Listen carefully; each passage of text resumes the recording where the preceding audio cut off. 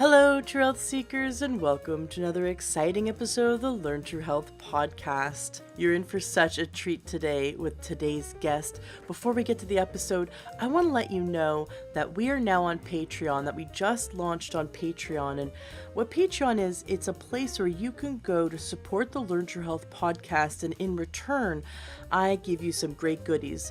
So you could support the Learn True Health podcast with $1 a month, with $5 a month, or more.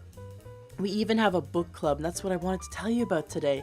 I'm very excited for the book club. If you're someone like me who's really busy and really wants to read more but doesn't have the structure set up in your life for reading, and you know that reading is something that would enrich your life, but you'd love somehow a way that you could get through a book a month, that would be just such a great goal for you, then join the Learn True Health book club.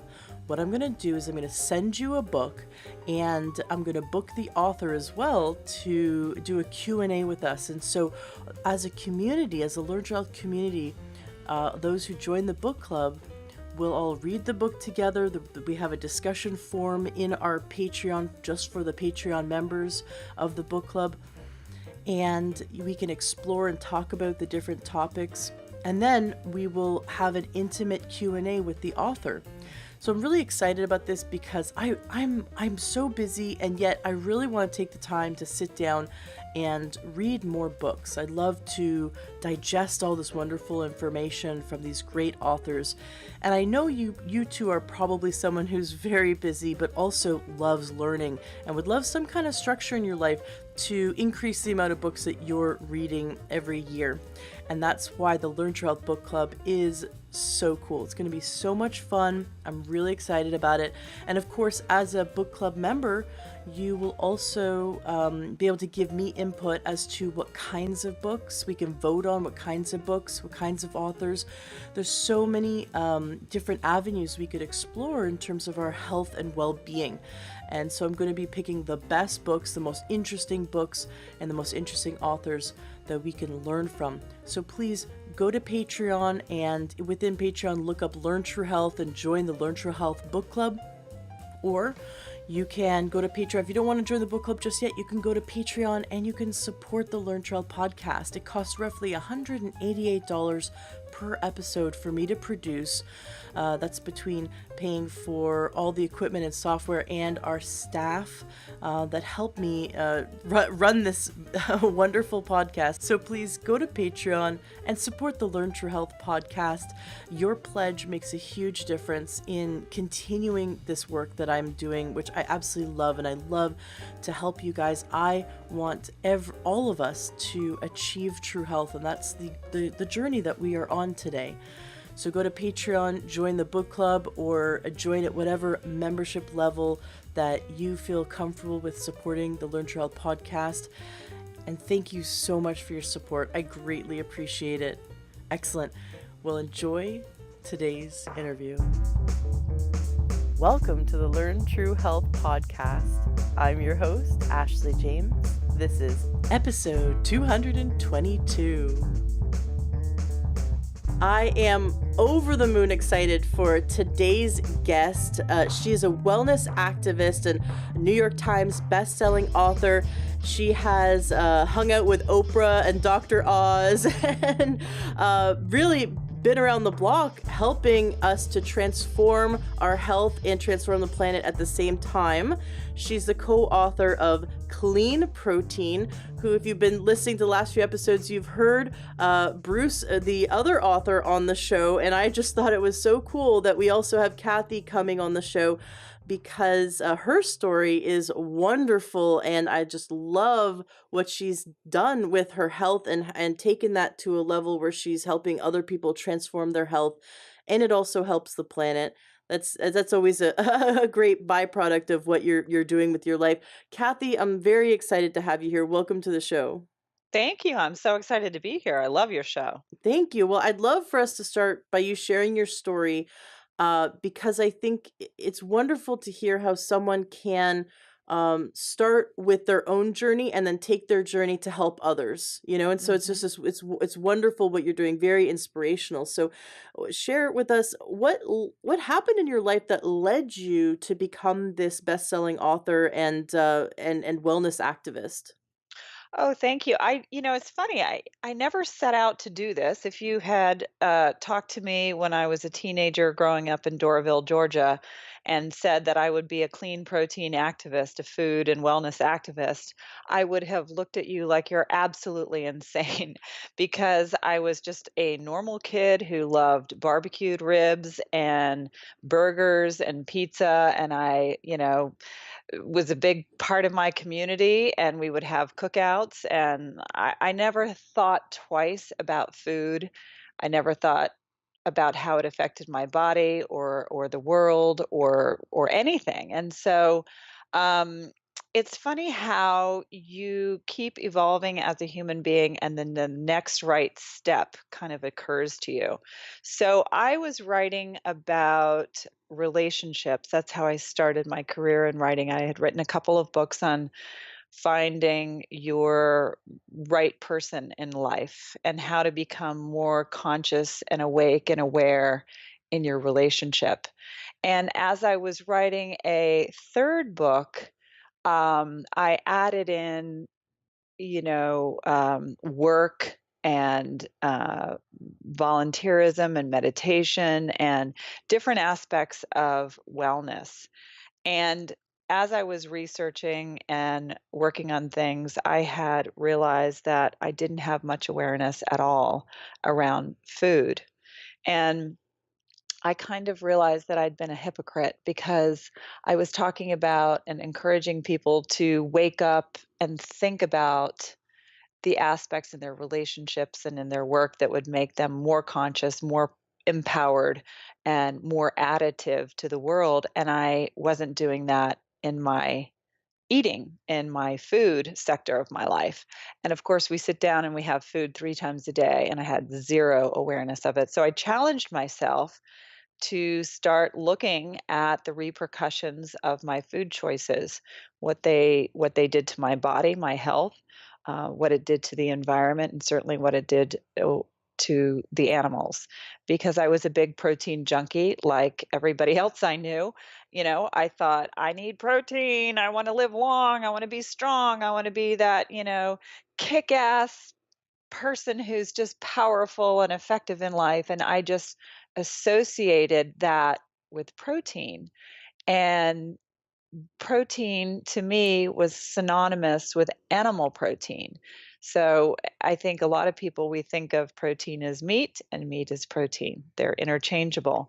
And so I thought, okay, I'm going to start looking about and see where my protein is produced, how it's produced, and how it's affecting me. And so that is sort of the beginning of my journey, and I started watching a lot of videos, reading a lot of studies, talking to a lot of experts, and I came to realize that the protein that I was consuming was, in fact, harmful for my body, certainly in the amounts that I was consuming.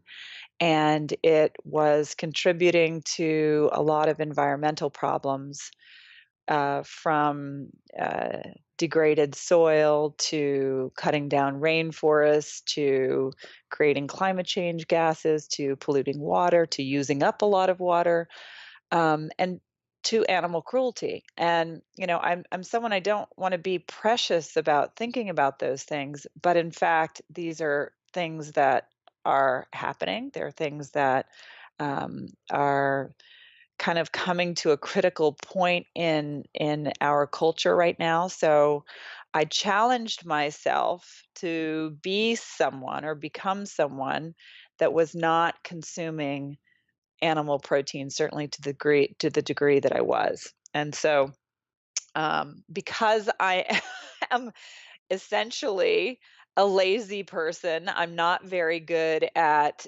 taking on a new task and sticking with it if it's too hard and it requires a lot of discipline. I decided that the best way to do it, which is the way that I've done everything in my life, is to lean into it. And I began crowding out my old protein choices with new protein choices. And little by little, I leaned into becoming this person who no longer consumed animal protein. But it was a gradual move. It was not something that happened overnight. It was not a black and white thing. It was not a strict discipline, and it was something that happened joyfully and easily. And that was sort of my path. And so out of that, you have ended up becoming 100% vegan, or I know one of your books is the book of vegan-ish. Yes, I'm a big believer in the ish because I'm kind of turned off by people who are all or nothing because I know in anything at any point in my life I'm doing the best that I can, and when someone sort of judges me to that I'm not doing it perfectly enough, or I'm not making crystal clear choices, I get defensive. So I don't like to say that I'm 100% of anything. I'm veganish, but this is not even a book about being vegan. This is a book about just determining what kind of protein is suitable for you, for your values, for your health, for the planet, all of that stuff. And just a little bit more about me, that to bring it up to um, where I am currently. I live in Southern California. I've lived here for 20 years, and it has never been crazier weather. It's been super hot and dry. We just had horrible fires, the Mhm. worst fires in California history, followed by the recent mudslides that have killed 20 people so far in my town of Santa Barbara. And it's getting worrisome to live here. And I have nightmares of, running out of water and being thirsty, or, being in the middle of a fire or swept away by a mudslide. So these environmental factors are starting to feel personal to me. So that's in that sector. Also, my father died at the age of 63 of melanoma. And he also had diabetes, and diabetes runs throughout my family. And so I'm fairly obsessed with preventing cancer and diabetes. I see it all over my family. My cousin just got breast cancer. He's a man, and so my monthly insurance bill. You guys don't have this to worry about in Canada, but my monthly insurance bill just skyrocketed to over $1,000 per month. And so I had to downgrade my policy, and so I worry that, I will be covered. This is feeling very Mhm. personal. And then lastly, I'm, totally in love with my dog. She's a member of the family, and sometimes I look at her and I think about how similar she is to a cow or a pig or any other animal going to slaughter, and I if I think about it too long, it starts to really worry me. So I'm a vain person. I want to be healthy and fit. I want to look good. I want to have clear skin. I don't want to be too overweight. I want to have good health, and I want to be a good steward of the environment, and I want to be aware of um, of animals as well. So all of these things factor in to me being a food activist, a clean protein activist, because it is a health issue, it is an environmental issue, and it is an ethical issue. Whether you want to call it spiritual or ethical or soulful, whatever it is, all of these things factor into my deciding what kind of protein I'm gonna consume. Well, I definitely want to get into talking about the clean proteins that you cover in your book. Um, the body needs 12 amino acids, and I know that we can get them from plant sources. Mhm. Could you clarify, like, what are some really easy, delicious, easy to make, easy to Mhm. get a hold of plant based proteins that allow us to consume all 12 amino acids? Well, here's the great thing, about eating plant-based food is that there are all the amino acids you need spread across the spectrum of food, things that grow in the ground or on trees. And there are certain plant foods that have complete um, spectrum of amino acids, and then there are combinations, such as beans and rice, for instance, right? Corn tortillas and beans. But the thing is that people used to think, "Oh, we have to combine our foods to have that perfect blend of amino acids and to make sure we get our total protein." That's been debunked because as long as we're eating a good, diverse diet over the course of the day or a few days or even a week, we get all the amino acids we need. We don't need to worry about, okay, every time I sit down, I'm gonna have a grain and a bean. It turns out that usually dishes kind of are better when better tasting and has a better balance when we, combine these things, but we don't really have to worry about it. So, having, for instance, to your question, a simple meal that's got everything, corn tortillas with black beans that has we and you have some salsa and some avocados and along with a salad. You're getting everything. You get all your amino acids. You don't have to worry about it. So the thing to focus on is not to worry about where you're getting your protein or where you're getting your amino acids, but to ask yourself what else is in this protein? What's part of the protein package? Like Harvard University talks about the protein package. So it's not just, okay, I'm getting X grams of protein, but what else comes along with it? So for instance, how much cholesterol goes along with the protein? And is that protein that I'm consuming inflammatory to my body? How many pathogens or antibiotics might be lurking within the tissue? What kind of damage did the making of that protein do to our land or water? Does it add to climate change? So, just because a food is chock full of protein doesn't mean it's clean, either for the body or for our planet. So, that's what we've researched in clean protein. We've researched all the factors to determine what kinds of protein are the cleanest and then why.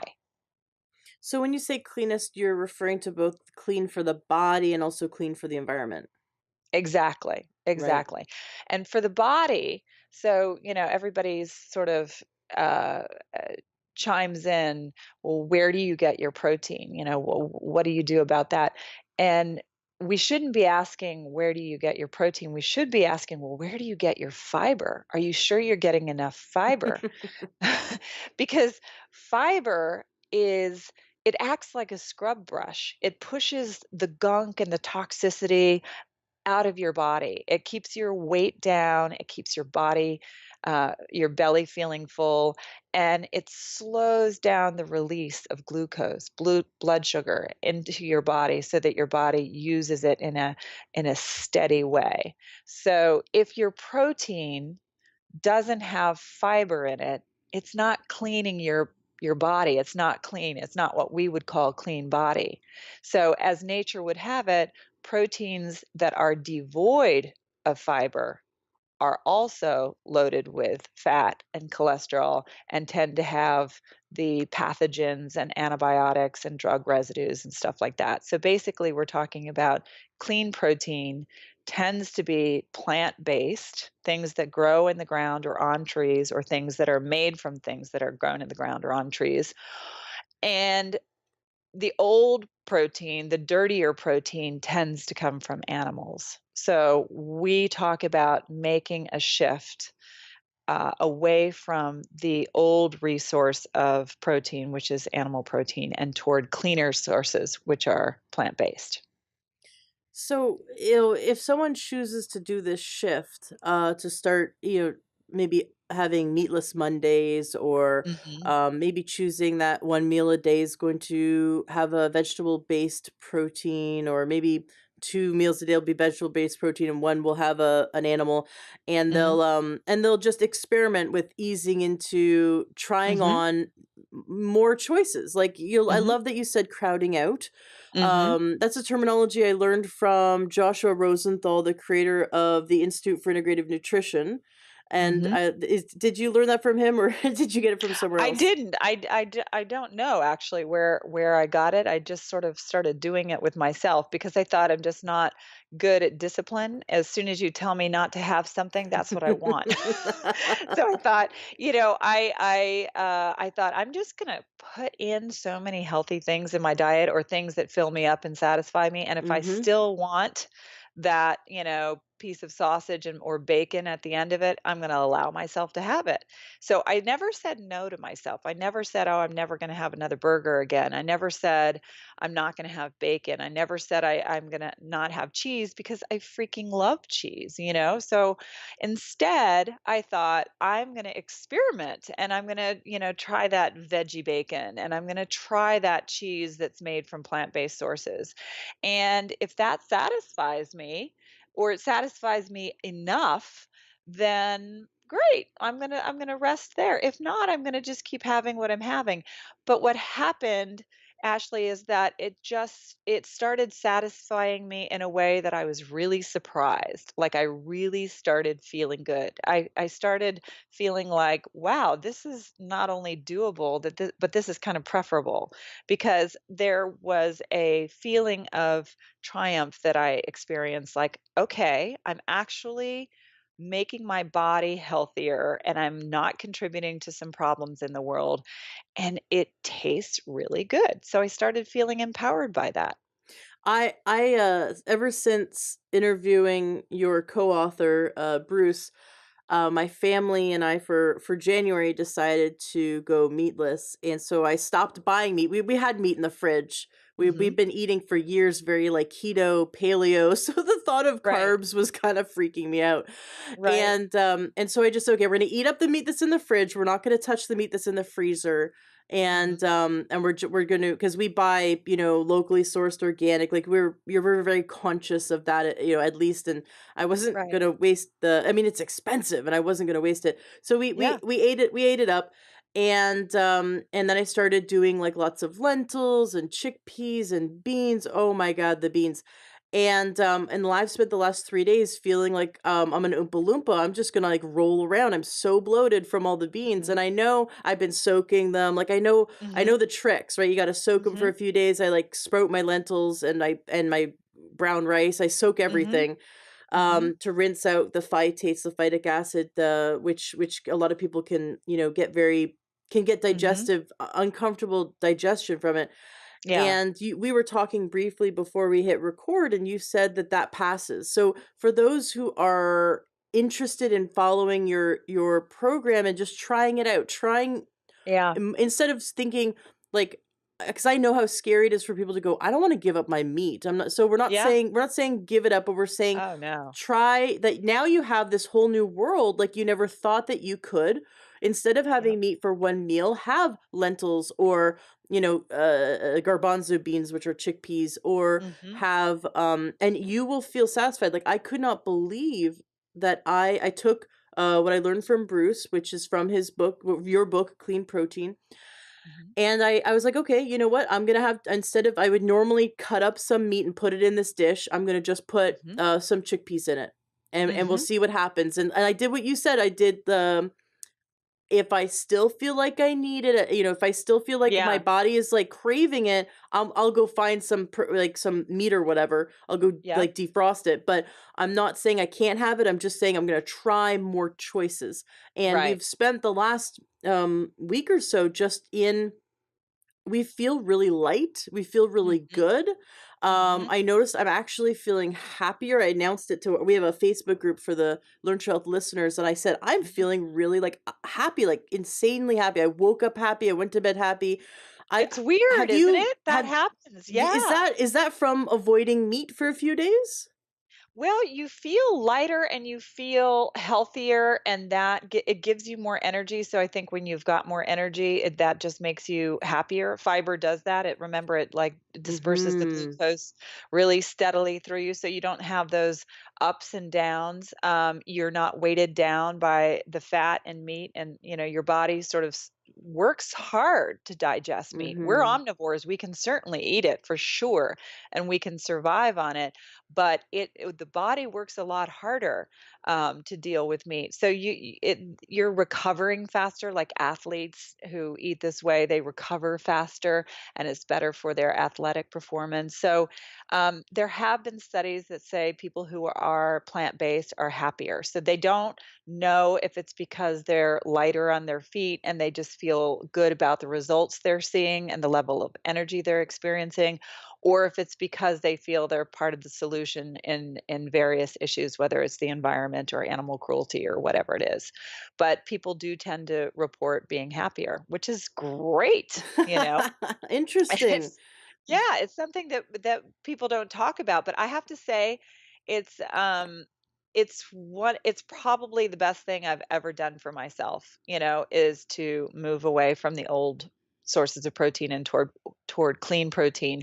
Not only did I evolve into a career and into an activist, but I feel so confident about my health now. I don't get the flu. The flu is going around. I'm not saying it's a sure shot that it's like the magic bullet that prevents everything. I mean, we're still humans. Eventually, we're going to die.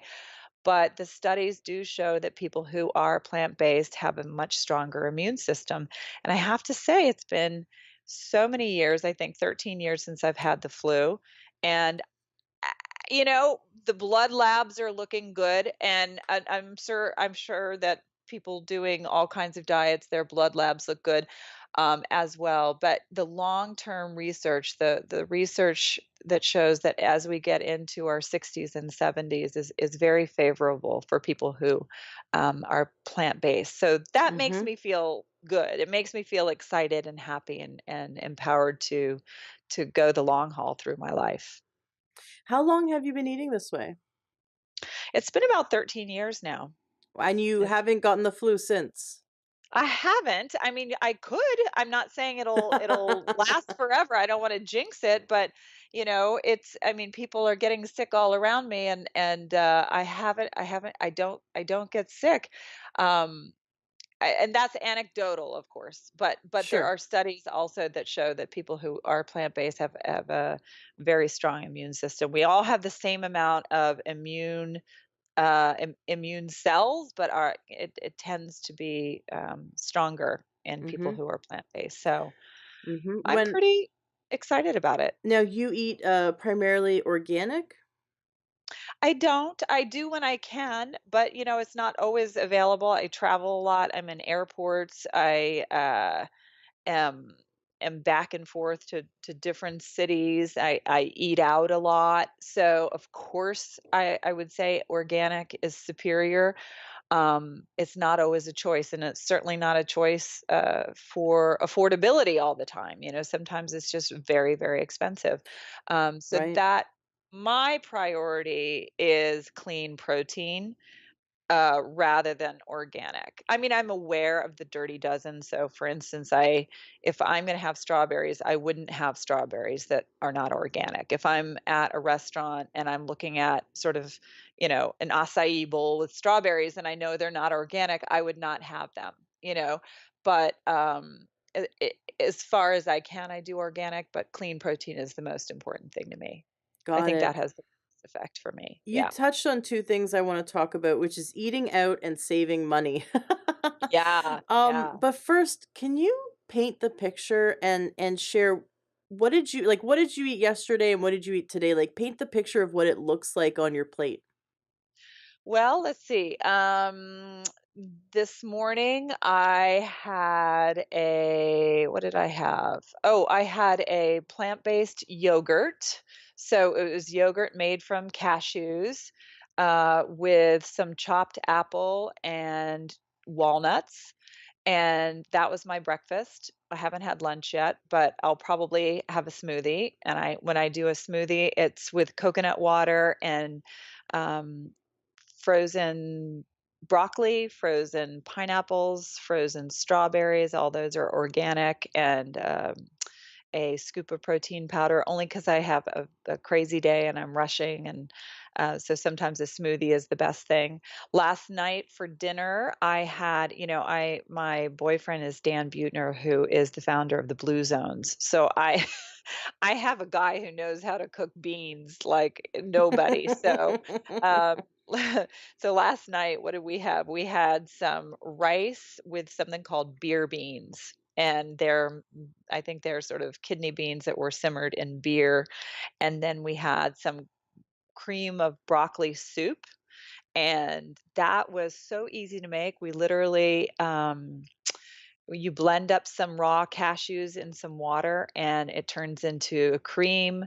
We steamed some broccoli and with some carrots and celery, sauteed that all together, and then put it all in a blender with the cashew cream, and it was like an unbelievably rich, hearty, creamy soup, and it was fantastic. So we had the beans, the rice, the cream of broccoli soup, and I made an arugula salad with some pears and pistachios and sliced onions and tomatoes. So Oh, that wow. I know, that was dinner last night. I think for lunch, what did I have? I think I had a sauteed tofu over some rice and a salad on the side. And then yesterday I had oatmeal for breakfast. So steel cut oats with some almonds and soy milk over it.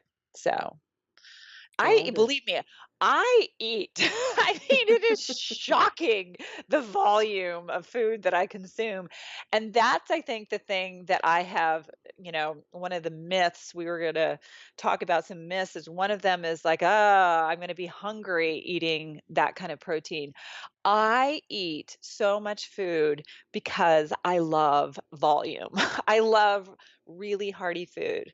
Um, I love rich flavors and taste. I love different textures, and I just love a big bowl and a heaping plate of food. And that has been sort of an awakening for me because I always thought, oh my God, if I go away from animal sources and toward plant based sources, I'm going to be eating a freaking salad. And I just hate that. And the truth is, I'm not a big salad person anyway. It has to be really hot outside and just like so muggy that I can't really stand the thought of hot food, that I eat a salad. So that is definitely not the kind of food that I eat. I eat really rich, hearty food that fills me up and that stays with me. I mean, I feel full for hours afterwards. And I that's the fiber, that's this brilliant fiber that stays in your system and it fills up your belly and it makes you feel satisfied. So When it's people are transitioning into this way of eating, like choosing the plant-based proteins, and then an hour later, 2 hours later, they're hungry again, would you Mhm. say that they didn't eat enough vegetables during the meal? Would you say they didn't get enough fat during the meal? Like um what is I so would say they didn't satiating? I would say they didn't eat enough food. I mean, that's, and you bring up an interesting point. Did they eat enough fat? Did they eat enough, something else? I never think in terms of the components of food because I'm not a good mathematician. I'm not a good scientist. I like things simple. So I'm not thinking, okay, how many grams am I getting from this? And I mean, as a researcher, as a writer, I know about it. I write about it and I'm aware of it, but my day-to-day experience is not calculating grams of protein or fat or calories or anything like that. I just eat, what seems like a good full bowl of food. Like if you were to follow me on Instagram, you'll see I sometimes post the pictures of what I'm eating. So it's like a big bowl of um, beans with some quinoa and some chopped salad and maybe a slice of a grilled veggie sausage, and then topped with some sautéed kale or broccoli. But it's just a big bowl. It's colorful, it's hearty, and I think if you're eating that way, you're not going to be hungry. Again, I would not think of this as eating salads because it's not eating salads. Um, I went to a restaurant once and I said, "Can you make me something that's, really delicious and plant-based?" And the chef, the waitress told the chef, and it came back to me that the chef said, "Oh, no problem." And he sent out a big plate of steamed vegetables, and I just wanted to die. It was like, I don't want a big plate of steamed vegetables. I like vegetables, but it's not all that I want to eat. I want something more. I want something protein based, and that's what we have to be communicative in our um, going out to eat at our local restaurants. Have a chat with your local restaurateur. Have a chat with your um, cafeteria in your workplace and let them know that being plant-based or eating plant-based doesn't just mean eating some green leafy vegetables. It means beans and quinoa and meat alternatives like veggie sausage and veggie burgers and tofu and tempeh and all kinds of stuff that's hearty, and challenge them to do better. Cuz and that's what's happening. You know, the millennials and Generation Z, the generation that's bigger than the baby boomers, they want plant-based way more than our predecessors did. This is a trend that's not going away. It just keeps building. So you do a favor to your local restaurants and businesses to let them know it's really important not only to have some plant-based options, but really hearty ones, like clean protein-based hearty dishes, because people will go for it. I'm from Santa Barbara. I live in Santa Barbara now, and one of my favorite restaurants is a restaurant called Lucky's, and it's a steakhouse. And the reason I love it is because it's sort of the most happening restaurant in town. It's bustling, it's got great lighting, it's fun. All my friends go there.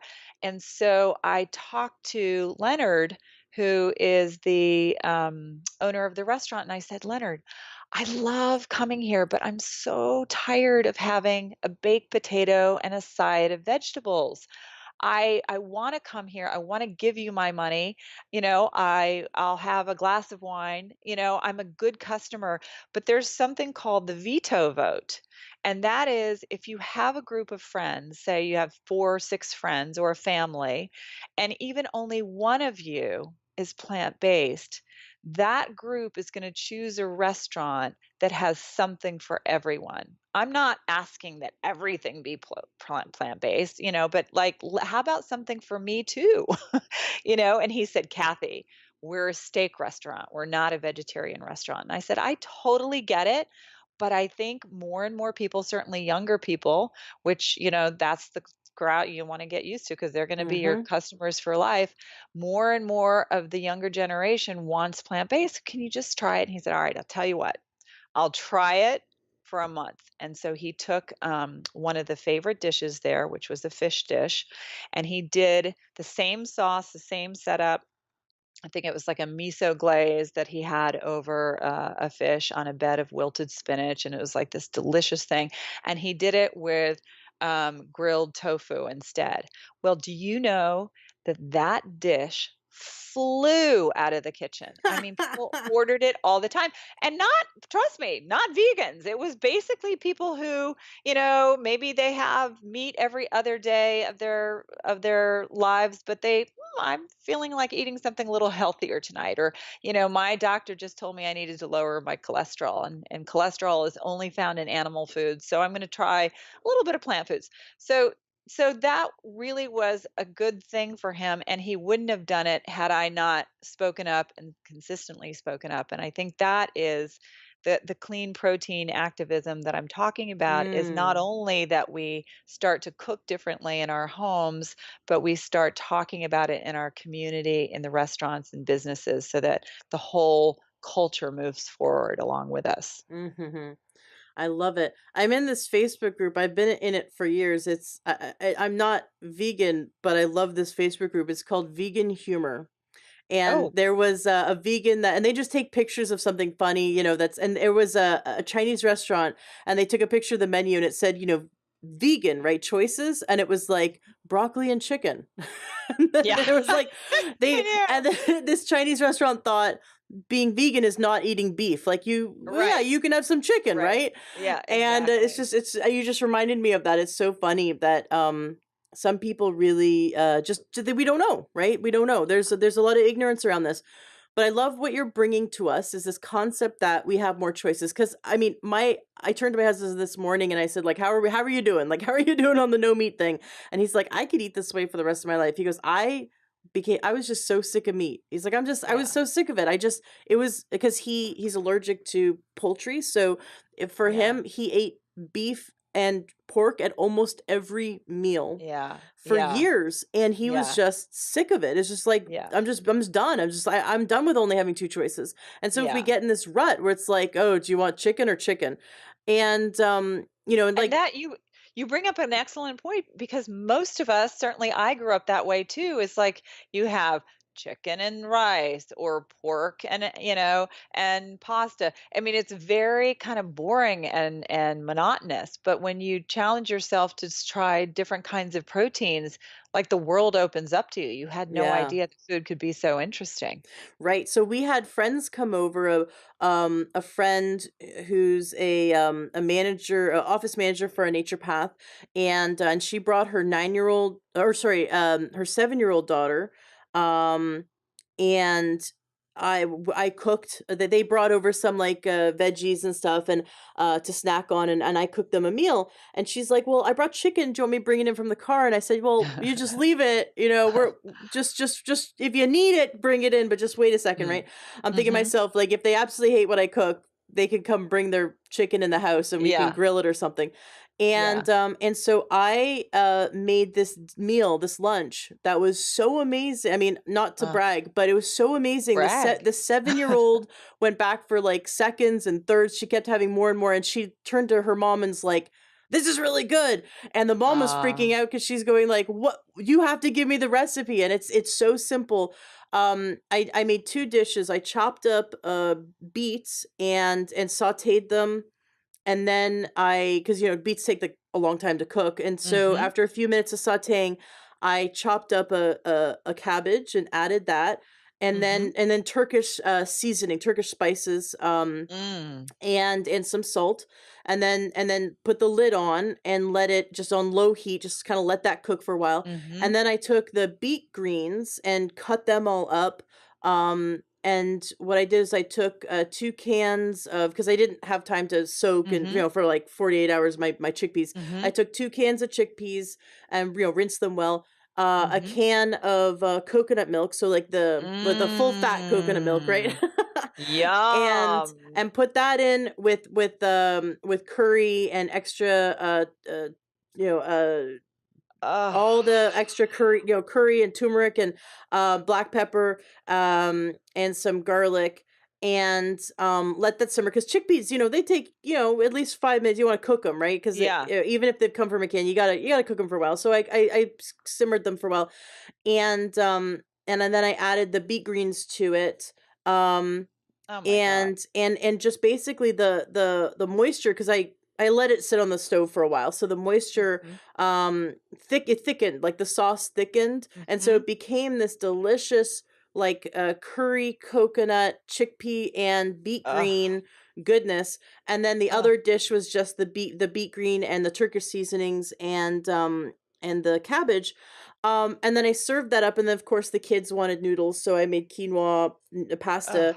um, and they just kept going back for more and more and more, and it was so filling. It's I so didn't cook delicious. any meat. I couldn't believe it, because when we went grocery shopping at the beginning of this, oh my god, I'm not buying any more meat for Mhm. all of January. We're not going to buy any more meat and just like try it Mhm. out. Mhm. I spent $15 on lentils. It was in the bulk section. They're Yeah. organic. I spent $15 on lentils. I'm like, this is gonna last us 2 weeks. Like, I just spent $15 and, like, Yeah. that's, like, all of Isn't our it protein. I could not it's believe crazy how how much money much you money save. you can save. Yeah. I was really so let's talk about this. Like, how much money do people save, or do you have any testimonials or stories of success? Like, how much money do people report that they save when they switch their protein from meat to a clean protein? Well, I think you can cut your grocery bill down by at least half because if you think about what's in your cart that's the most expensive, it's the cheese, it's the chicken, it's the milk, the eggs, all of that stuff. And now you're getting things, I mean, I shop in the bins for sure. I get my beans in bulk. And even if you don't get them in bulk and you get them in bags, they're so cheap. They're just so expensive because if you think about where who are the where what are the populations that eat beans and grains? They're sort of peasant populations throughout history, they're known as the blue zones, and they are not wealthy people. They ate beans and they continue to eat beans because they're the most affordable. So they basically whole grains and beans can cost you pennies per meal. Seriously. It's like, and Yes. because they're full of fiber, they make you feel so full and satisfied. You put them into soups or stews or salads. You do a big bowl, like you did, a burrito. And so you are getting so much bulk and so much healthy protein and so much fiber and so many phytonutrients from this stuff. So you're saving a lot of money. Mhm. But these are the staples of the populations around the world. Mexico before they started eating more like we did. South America, they would eat rice and beans with tortillas and avocados. Rural China, they would eat tofu and vegetables and rice, maybe a small amount of fish.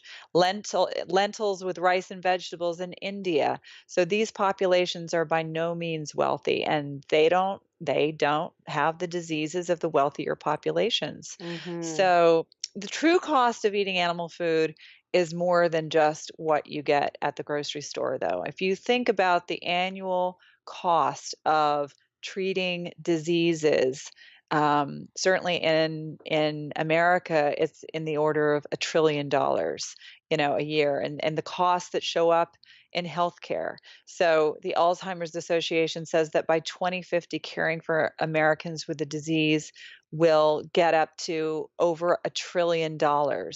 You know, um, Obesity related healthcare costs will get over 350 billion by 2018. Heart disease costs already more than 500 billion dollars annually. All these things, cancer, diabetes, all of these things can be traced back to too much animal protein, you know? So that long term is costing us as a culture, as nations, a lot of tax money. But also think about as an individual when you get sick, when you're not feeling your most energetic, when your immune system's down, you miss work, you miss out on making the money, you don't feel dynamic, so you're not doing the best job that you can. So when you're not eating healthfully, you're less productive. So you're making less money. So it costs you there. So there's, it's a lot of government complexity because meat is subsidized. They give breaks to animal agriculture companies by giving them cheap grains, and cheap grains makes for cheap meat and eggs and cheese and all that is fed to our kids, and so these artificially cheap prices um, just really hurt our health in the long term. So it's really up to us, as Mhm. individuals. That's why I'm an activist, and that's why I encourage activism, not just personally changing the way you eat and shifting to clean protein, but really talking about it with not only your family, but your community, and letting your grocers know that you want to see more meat alternatives and more ready-made meals, whether it's in the freezer or takeaway that are easy, whether it's canned soups or whatever, that we want to see more plant-based protein, hearty dishes available because that will tip the scale in the favor of health and Hmm. a broader well-being. I think it was Food Inc. It was either Food Inc. or Forks Over Knives. I always get the two mixed up. Um, my husband and I saw it in the movie theater in, geez, 2008, 2009, somewhere around there. So I Mhm. think it was Food Inc. And they demonstrated that when the cows went on the GMO Monsanto, feed, Mhm. that they became infertile, that they developed all kinds of health problems, that they had to be put on massive amounts of antibiotics preventively because their health deteriorated. Mhm. And the same with the pigs. They also noticed that the animals suffered tremendously when they were put on the Monsanto feed. Mm. And then the farm workers who were eating the corn. So like in South Africa, there were instances where the farm workers were taking the corn that was supposed to be fed to the animals, and they were eating it themselves, and they were developing tumors. They were developing, tremendous Mhm. amounts of cancer. And there were times when there were uh, documented times when the workers would just drop dead. Mm. And they were just noticing this, that the animal, from eating this, so this Monsanto, GMO corn, which is filled with, it just completely laced with Roundup, is being fed to these animals. It's torturing the animals, Mhm. and then it's being passed on to us, which, Mhm. I've done several interviews with GMO activists, like Jeffrey Smith, where they're sharing the science behind the effects on our body, of Mhm. just by eating the meat that contains the glyphosate, which is in the Mhm. active constituent in Roundup that we're so concerned about. Mhm. And so we know we're torturing animals, and then we're torturing our own bodies. And Mhm. that might be one of the reasons why everyone around you gets sick and you don't, because you're not consuming the levels of the hormones and the Mhm. antibiotics and the glyphosate, Mhm. that and also the toxins that come with having to break down animal flesh, and so there's Mhm. that waste. I mean, I'm not 100% against it. I'm just like looking at the amounts, right? Mhm. I've heard studies where if you cut back your animal consumption to 3 ounces a day, you actually add years, like decades, onto your life. Mm. And it just, it's amazing. So I Mhm. imagine, you're going to be live to be 100, especially with Yeah. with your boyfriend. You and your boyfriend are going to be 120. That's right, that's Um, right. Well, are and you bring up, such a good point that, that kind of protein is laced with all kinds of problem. And in order to,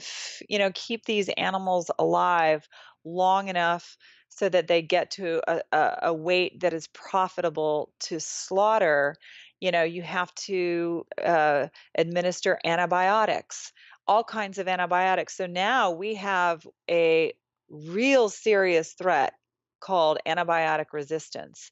And that is from feeding livestock antibiotics, not only to prevent them from getting sick in these horrible conditions that they live in factory farms, but also because antibiotics, for whatever reason, makes them grow faster, fatter, faster. So, you're eating all this stuff that's laced with, um, all kinds of like you said, the contaminants from the GMO, but you're breeding basically antibiotic resistant infections because we're supporting this industry. mhm, And there's E. coli and salmonella and all kinds of pathogens. There's drug residues that are found in the muscle tissue. So it's one of those things when you start looking at it, and we detail a lot of this stuff in the book.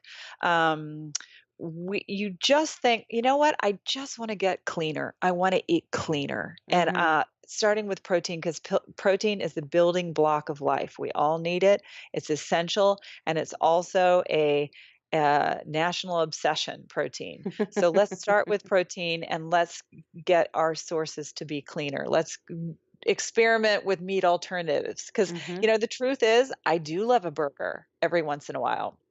That's a tradition that I grew up on. I don't wanna give it up. But now there are burgers that are, whether it's the Beyond Burger or it's, Sunshine Burger or whatever, taste appeals to you, they're fantastic, and are they perfect? Is it having whole grains and beans in a bowl with some sautéed kale, which is ideal?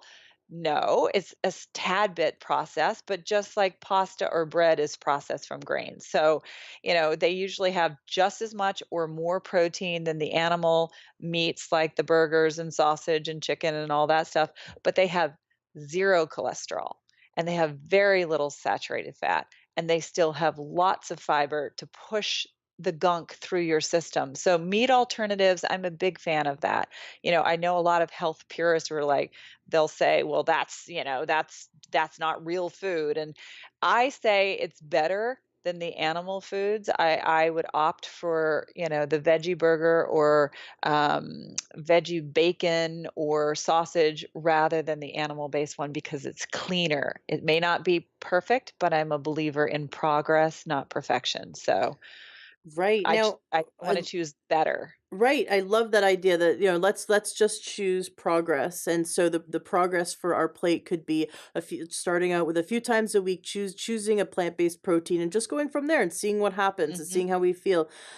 In our Facebook group, Learn to Health Facebook group, Amanda asks, because I posted that I was doing this interview, and Amanda wanted Hmm. to know, what about homegrown eggs? What if she raises her own chickens and takes really good care of them and occasionally eats eggs? What are your thoughts on choosing to eat organic, local, free range eggs? Hmm. Well, that's a great question, and I'll answer that from the through the filter of protein because the book is about protein, and because I am so personally, obsessed with protein, as a lot of people seem to be. Um, One egg roughly has 6 grams of protein, 3 of it in the yolk, 3 of it in the egg. So, I mean, in the white. So that's not a ton of protein, from 1 cup of lentils, which is really not that much. If you look at a cup of lentils, it's maybe an inch tall in a measuring cup. That has 18 grams of protein. So I just get so much more protein when I eat lentils or beans or nuts or nut butter, stuff like that, that I feel like, well, the cholesterol from 1 egg is more than you should get for basically you've hit your limit for the day. So because we don't need additional cholesterol, our body manufactures as much cholesterol as we need. I think why bother having eggs? When I just get that cholesterol that I don't need that's actually detrimental to my body, and it doesn't have that much, protein anyway. In terms of being ethical, totally right. I mean, if she's raising the chickens or her friends' chickens and they have a great life, dropping eggs are just part of the menstrual cycle. So it's, and they have a good life, and that's fine. If you want to dig a little deeper though, most chicks are actually bred on factory farms, so you're still getting chicks that were, born of tortured chickens, and it's not the best situation. May not be the case, I don't know. But for sure, it's far more ethical to eat your neighbor's chicken's eggs that they drop naturally. It's just part of the menstrual cycle. But it doesn't make sense to me anymore. I don't it doesn't make sense. Like the taste of eggs, it's usually not the taste of eggs that we love because eggs are kind of gnarly. Unless you're mixing them up with, onions and garlic and, some smoky bacon or something like that. So if it's the dish that I'm attached to, the traditional dish that I'm attached to, I would opt to have like scrambled tofu with a veggie sausage with that same onions and peppers or whatever it is. Or I'd opt for the cleaner version of the egg dish with something that was plant based rather than the eggs themselves. I love I love soy, but soy doesn't love me. I'm actually allergic to it. I even tried again to have soy this week, and I get Yeah. itchy all over, and I can't type and I can't spell. Like my brain just goes cuckoo. Even tried to do an interview on soy, and it was like I was on drugs. It was just Oh, so wow. it's so funny. It's like I'm allergic to it. My body just goes nope, can't have it. But Yeah. I grew up drinking soy milk because when we were 6 years old, my our family went dairy free, and so I grew up on, rice dream instead of ice Mhm. cream, and totally Mhm. grew up, making our own soy milk in the Vitamix, and my mom would make, not that we were egg free, but occasionally, because it was fun, she would make the scrambled tofu, Mhm. and it was I miss it. I love scrambled tofu. It has, like, it's just a little bit of curry to like, a Mhm. little bit of turmeric to give it that look so it Yeah. looks yellow, Yeah. and, oh my gosh, it's so delicious. Yeah, I know it probably doesn't sound appetizing, but it is really No, it's good. I so miss good. it. I So good. I've been thinking about just, like, suffering through the itching and just getting some anyway because I love it. It's really delicious. Well, you Um shouldn't have to suffer for your protein. There's lots of other and there's tons of gluten-free, soy-free options out there in the alternative meats, that I'm sure you could find something that you like. But yeah, you definitely don't have to do that. But you bring up something that I love so much that you put the turmeric in to give it this sort of yellow color, and it looks like you're eating scrambled eggs, and so much of what we eat and what we are tied to culturally is the way something looks and the way it presents.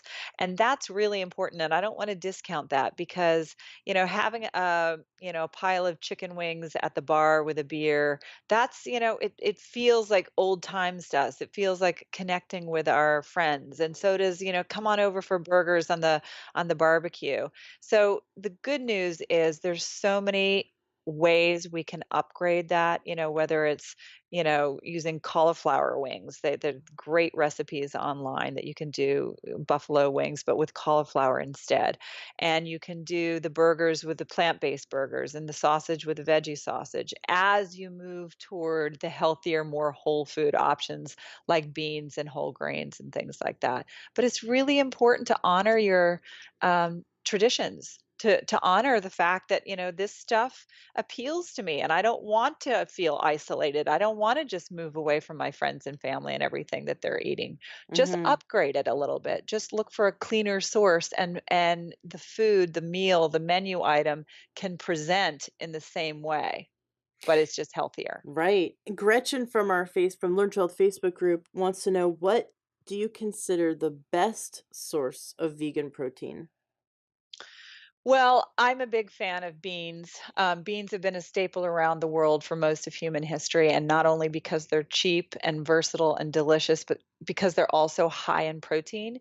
They have fiber, iron, antioxidants, and not like the people in ancient cultures actually thought much about it, but beans happen to also be low on the glycemic index. They're gluten free, and they've been associated through multiple studies with lower cholesterol, balanced blood sugar, and digestive regularity. So, beans are packed with protein, but they don't have all the saturated fat, cholesterol, toxins, and other harmful ingredients. And that's why I love beans. I have Dan Buettner from the Blue Zones, who happens to be my boyfriend, he says the single best and most important thing you can do for your longevity food wise is to add in a cup of beans a day. So whether that's a lentil soup or it's a black bean burrito or it's, hummus and crackers for your snack, but to add in at least a cup of beans a day is so good for you. So good for your longevity and so good for your energy and your health.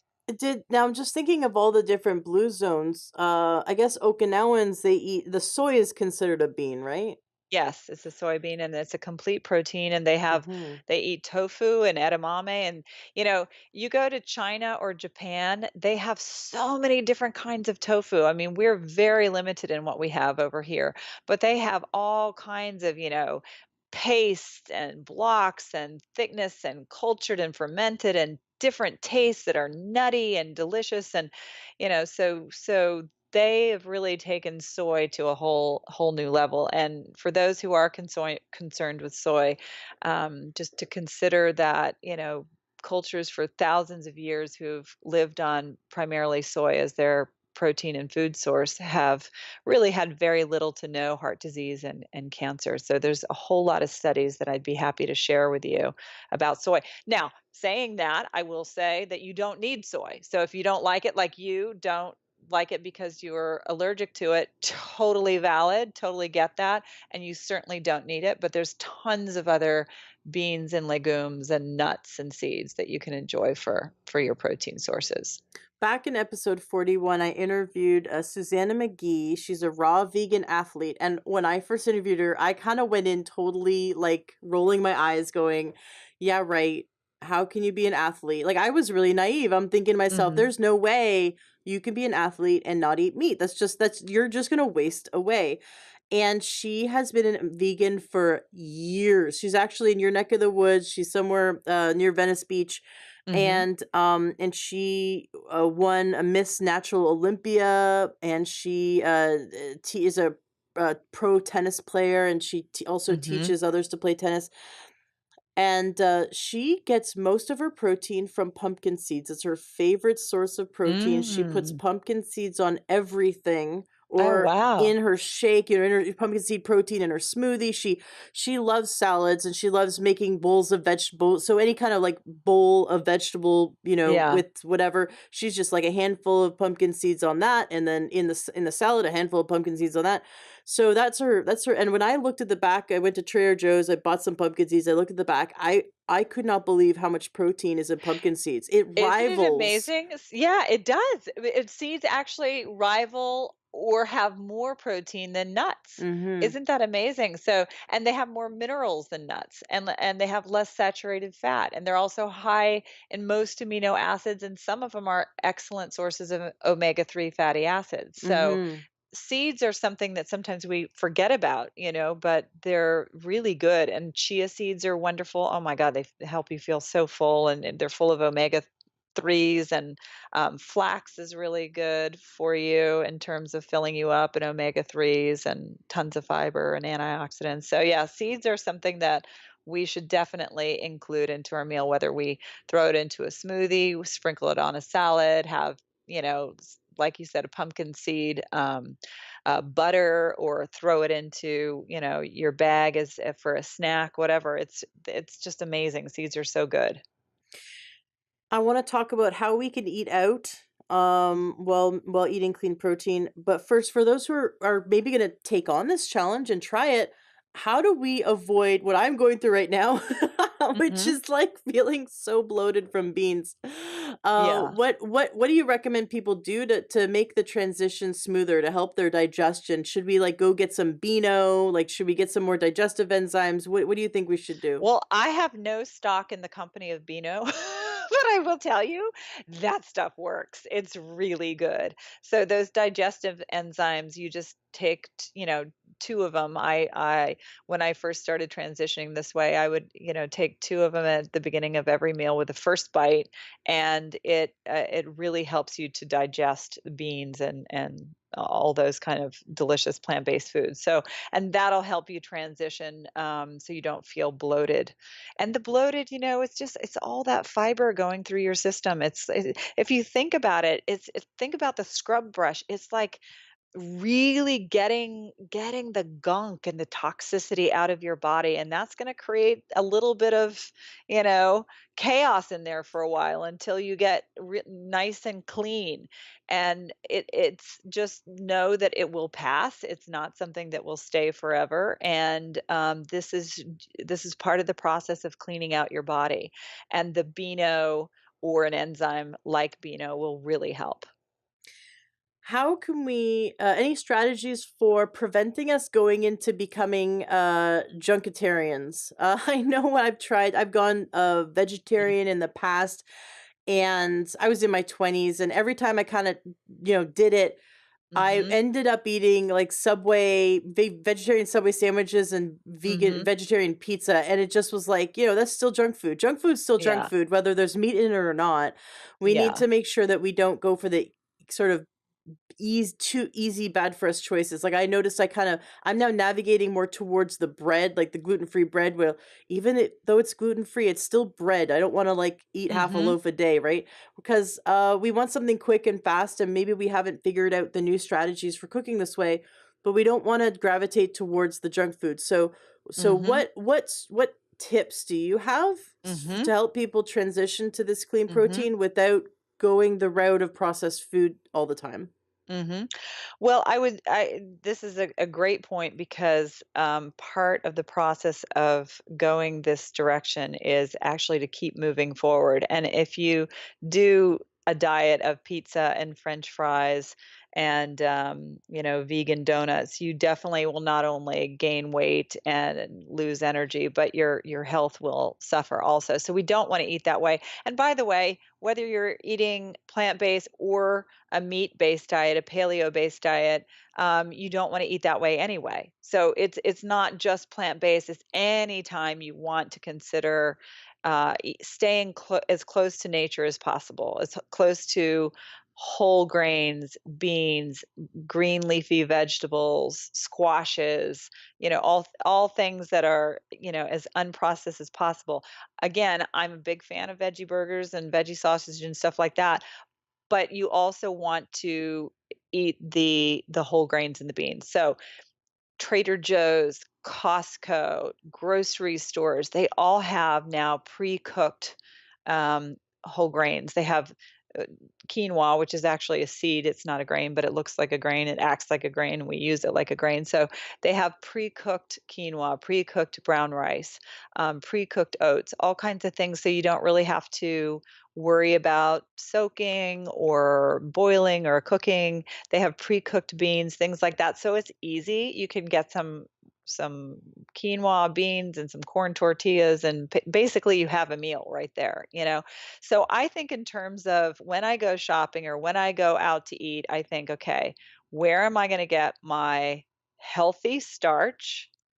Where am I going to get my protein and a vegetable? So if I get those three things covered at every meal, that's kind of the lens through which I look and search for the right food. So healthy starch means a whole grain or a tuber like a sweet potato or a potato. So, that's where I'm going to get my starch. And it's not going to be, like you said, a loaf of white bread or something, although, bread is fine, but as a habit, as a Mhm. regular process, where am I gonna get my healthy starch? And then I'm gonna look for my protein. So I'm gonna get either some beans, some tofu, I'm gonna get a meat alternative like a veggie burger or sausage, some quinoa, and then where am I gonna get my vegetables? I wanna always have fruits and vegetables at my meals just because I think we need about 5 servings a day. I think you should just get as much as you can.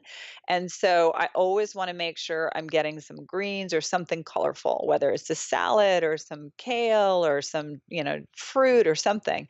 So if you get those 3 things at every meal, you're kind of covering yourself, and then you're gonna realize, "Oh, the donuts don't do that."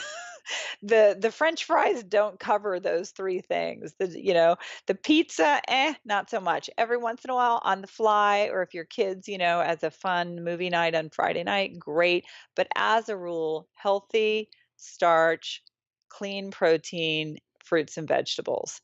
And then for my go-to little secret, because I'm always in a rush and I don't necessarily, have access to vegetables all the time, is I tend to do a smoothie almost every day, and I do a protein smoothie, and I use, either water or coconut water and, a scoop of plant-based protein, and I do frozen vegetables because then you can't taste them in the smoothie. I don't know why, because 'cause I've tried using fresh vegetables, and it's like eating a lawnmower, but if you buy it frozen and you throw in the frozen kale or the frozen broccoli, you don't even taste it. And then do my combinations are either strawberries and pineapple, or I'll do peanut butter and banana. And with strawberries and pineapple, I'll do almond butter. So I just throw in all of that stuff. I do a blender full, like you can't believe a human can drink that much. And I do. I sit there and I'm doing my, reading on my laptop. It's my cozy time of just like reading the news and everything. And it I'm drinking pretty much a blender full of this stuff. And I put on at the end about a tablespoon of chia seeds. I don't blend them up because then it turns into sludge, but I mix it on at the end, and that expands in my stomach along with all the other fiber. I got my hit of, healthy vegetables, fruits, protein. I've got my all my omega 3s with the seeds, and I put in some flax seeds also. So all of this stuff is all clean protein, and I'm kind of hitting everything.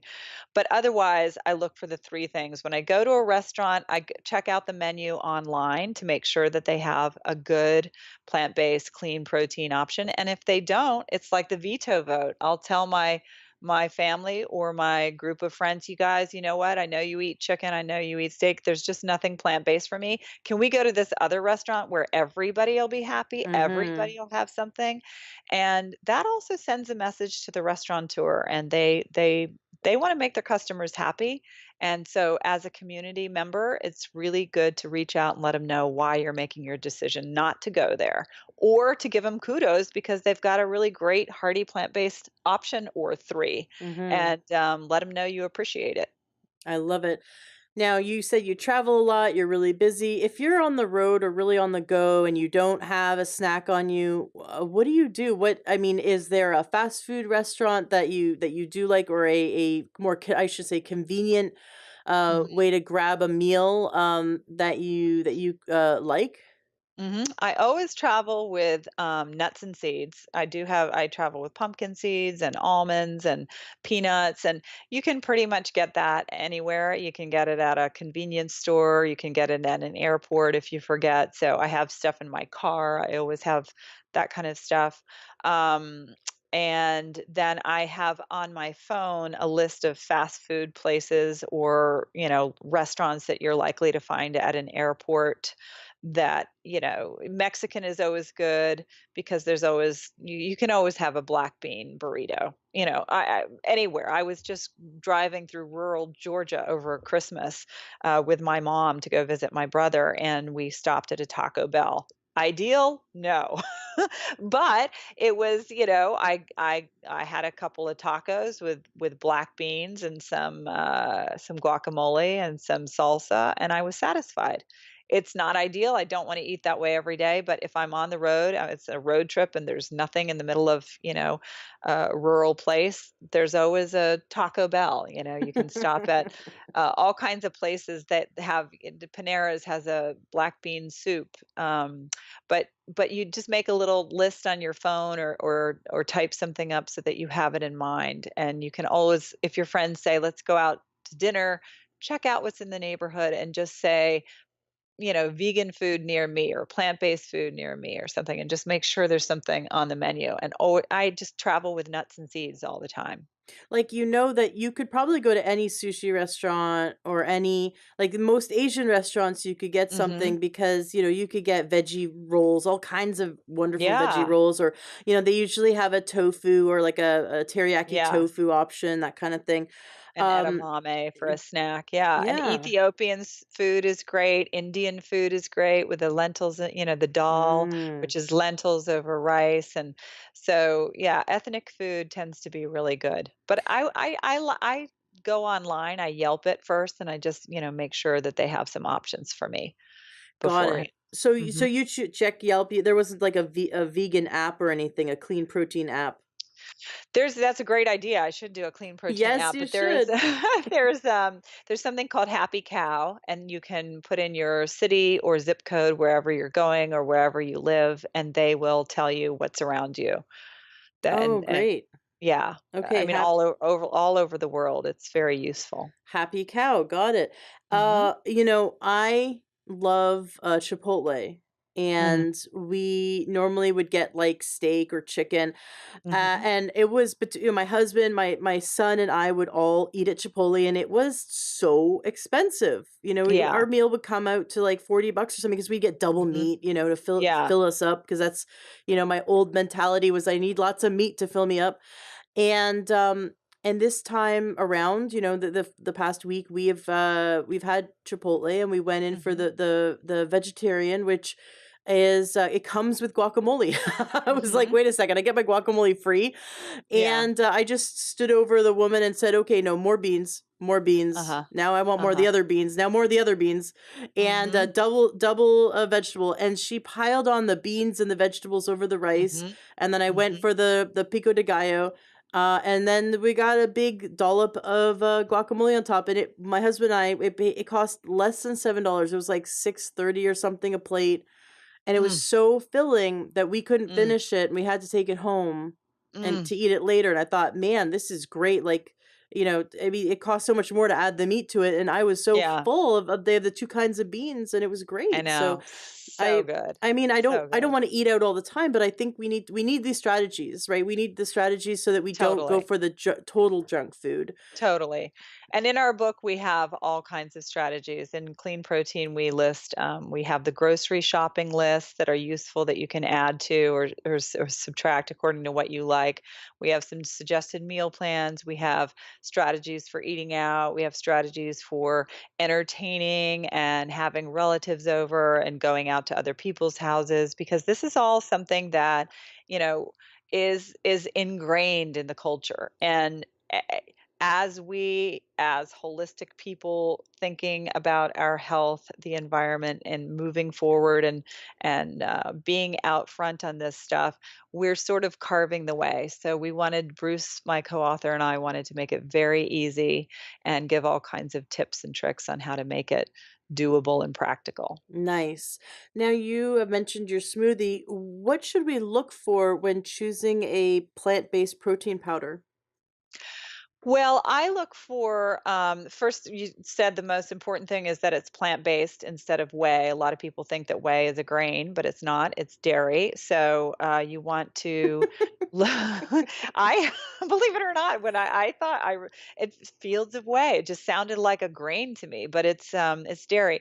So you want to look for something that says plant-based. I like pea protein just because it has a nice smooth taste, and it's easy to digest. And I also look for something low on the glycemic index. So I like things sweetened with stevia. It's a personal choice, though, whatever Mhm. tastes good to you. If you prefer soy, some people prefer rice protein. I like pea with a little bit of sacha inchi. Some people like hemp protein. It's all good, just to find one that you like, that tastes good for you, and that's convenient. And you can Mhm. pretty much order anything online. So get Right.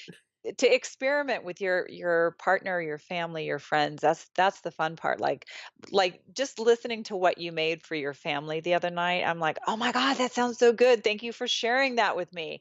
I'm going to try to make something like that." It's a community experience. It's Mhm. it's a movement that requires we connect with each other and take tips and tricks and implement it and share our food and post our recipes and make it really fun and easy for everyone around us. Exactly. I love what you've been sharing. Could you share some of your favorite recipes from Clean Protein? Well, there are so many of them. I love Dan's, my guy's. It's an Icarian stew. It's black beans. No, it's black-eyed peas, and it is something that he picked up from Icaria, Greece. And he calls it a longevity stew, and it's just really thick Mm. and hearty. And so we eat that all the time. I mean, we just love it. I love the lentil waffles. I love my friend Katie Lee, who's a celebrity chef. There's a lot of celebrity chefs that have given us recipes for this book, but she is a Southern gal. And since I'm a Southern gal, I particularly love her sloppy Joe made with tempeh and lentils. And it's just, oh my God, it's so decadent and so delicious. Mark Bittman has a recipe in there for tofu chorizo, which is delicious in a tortilla or on crackers or, you know, anything that you want to serve something hearty for, a little snack. I love the spicy smashed lemon chickpeas that you can put on crackers or bread or serve as an hors d'oeuvre. So there's a ton of stuff. We have over 40 recipes. It's not a cookbook per se, because it's really a book about protein, like everything you've ever wanted to know about protein, how to help you find the best proteins, why, how to talk to people, because people are going to say, well, what about this? And all your concerns, all the questions that you're likely to ask, that I asked as I was making my switch, like, are you sure, like, where am I going to get my iron? Are you sure I'm going to have enough iron? And can you eat too much plant-based protein, and is that toxic too? All of the questions you're going to likely have, that concerned people around you will have, are answered in this book. But in addition to that, we have 40 recipes that are protein rich, clean protein rich, from snacks to things that kids will like, to party stuff, to hearty bowls. So, because that's part of it. Like, you can understand the protein thing, but now it's like, okay, what do we eat? so, so the book is chock full of recipes that you can eat. Love it. Yeah. Now, for those who don't know what a blue zone is, first of all, I'd like to know, I'd like you to just give us a little synopsis for those who don't know what a blue zone is, but also how much of your boyfriend's research influenced you as you wrote the book. Oh, great question. Well, he influences me all the time, just because there's no disputing. He's the world's expert on the populations of people who live the longest and are the healthiest, and in fact are the happiest as well. And so there's nobody knows that better than Dan Buettner. He's spent the past, I think, 10, 12 years of his life. He's a National Geographic explorer. He's gone all over the world. He's worked with demographers and scientists and dug really deep on the research, all kinds of meta studies, and just to look at, the common threads of what people around the world eat to live the longest and are the healthiest. And so there's Ikaria, Greece, which is an island closer to Turkey than Athens.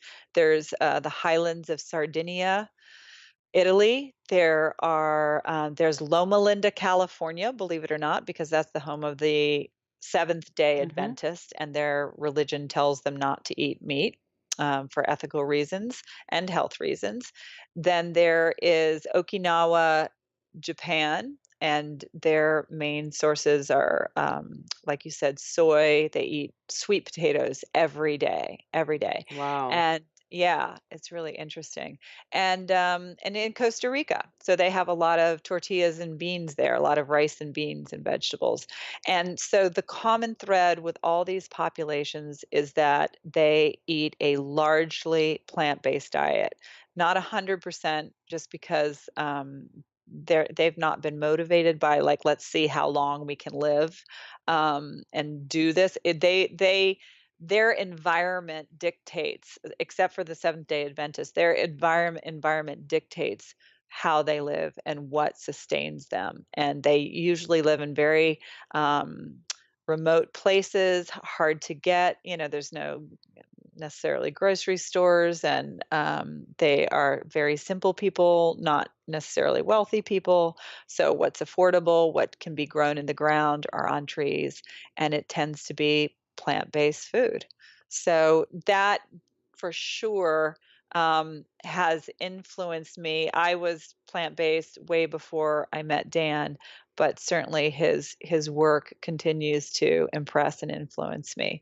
And it's really great being with someone who shares the desire to be healthy. I think that that's part of the Blue Zone's mentality too, is to be very connected in your family, in your community, and to do this as sort of a group thing, to nudge Mhm. to set up an environment that it makes it easy to make healthy choices. Like, oh my God, let's come over and let's have wine and cook some amazing bean stews and share recipes and have friend groups and let's do this together. So it's really wonderful to have a partner who has the same interests that you do. Yeah, that's wonderful. How did you guys meet? Oh, we met, where did we meet? We met at my book party, actually. Ariana Huffington had a book party for me many years ago, and at the time, I was married and he had a girlfriend, and we just met briefly, but, and we with 2 ships passing in the night, didn't take notice of each other, and, then he wrote an incredible article for the New York Times Magazine called "The Island Where People Forget to Die," and it was about a Greek immigrant who was diagnosed with cancer. So he went home to his island home, ancestral home of Ikaria, Greece, because he was just going to go die. It was cheaper to be buried there. He wanted to say goodbye to his, family. And then, so he started eating their food and drinking their wine and seeing old friends. And 30 years later, he never, he realized he forgot to die. So, so I loved that article and I reached out to Dan. We sort of stayed in touch over the years, exchanging studies and articles and things like that. And then we bumped into each other at a birthday party, at Dean Ornish's birthday party, who's Oh, a famous doctor, started the preventive, what is it, Preventive Medicine Institute. And so we were at, both of us were individually at his birthday party. By then I was divorced. He didn't have his girlfriend. We met, we talked, and we realized, okay, our time has come. And we've been together for almost 5 years now, 4.5 years. oh, very Yeah. cool. And it must Yeah. feel so good to be with someone who's so like-minded. It really is. I have to tell you, it really is. But you know what I love about Dan and what our relationship is that we both like to have fun. We're not purist, we're not hardcore. We don't like deprive ourselves. We enjoy a martini from time to time.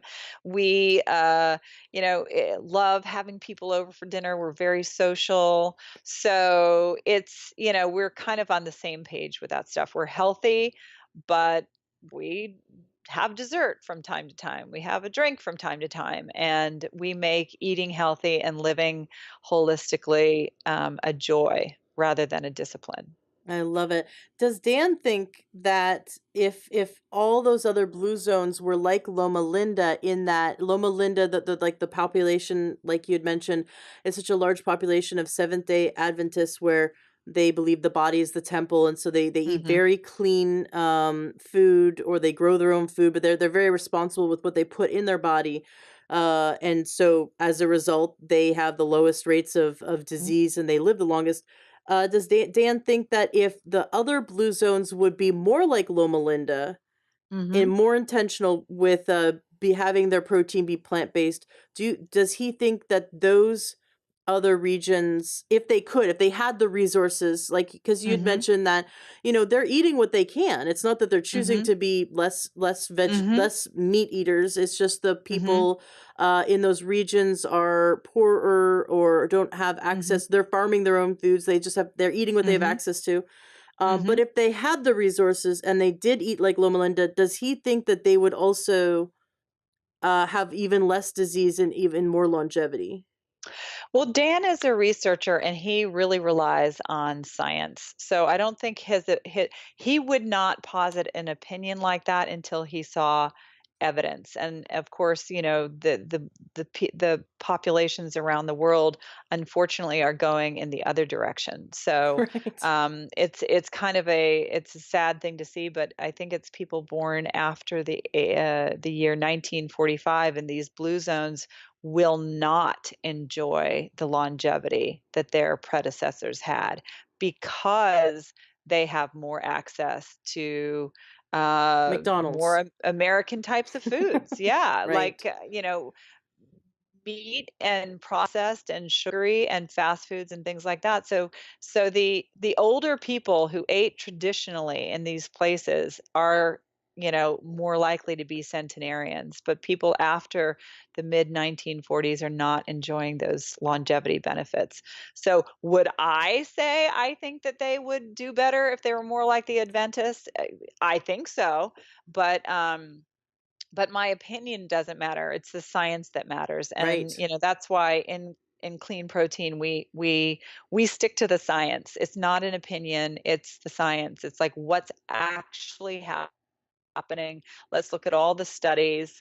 Let's blend them. Let's also holistically look through the lens of, the land, the water, the climate, everything. And let's figure out what's the cleanest, best protein for all of those things, and we look at the science to make that decision. Love it. Well, I've got to let the listeners know that they got to check out your website, Kathy Freston. The link to it's going to be in the show notes of the podcast, kathyfreston.com, and also the link to your book is going to be there. Your books, which are wonderful. You have many books. Um, they definitely should check out Clean Protein. What's your second favorite book that they should check out? Like one that maybe has more recipes or. hmm I like the lean. I mean, I think a lot of people are trying to lose weight, and the lean is all about getting to your ideal weight. And it's a 30-day plan. So I love that. But that's my second favorite. But clean protein is really, it addresses all the protein obsession because that's what people are talking about now. So I really enjoy getting to the myths, addressing all the medical questions, the nutritional stuff, and then providing the protein rich recipes to make it easier. Wonderful. And you had mentioned that there are some studies. Is there a study that you'd like to wrap up today's interview? Is there a study that you include in your book Clean Protein that you think is really important for us to know about? Well, I think the Adventist Health Study is one of the, most comprehensive, long-term, and most well-respected and cited studies. So, I think there's two phases of that. So that is one that you can always refer to. That is just so rich with information. And again, that was, by the Seventh Day Adventist, but it's very, very well researched and often cited in the medical journals. So that's a good one. Wow, excellent, wonderful. Well, it's been terrific having you on the show. Thank you so much for coming and sharing about this information. I think it's so important that we know that we have more choices now. We can choose, and there's so many different kinds of legumes. Like, there's not just one legume, and each legume is different.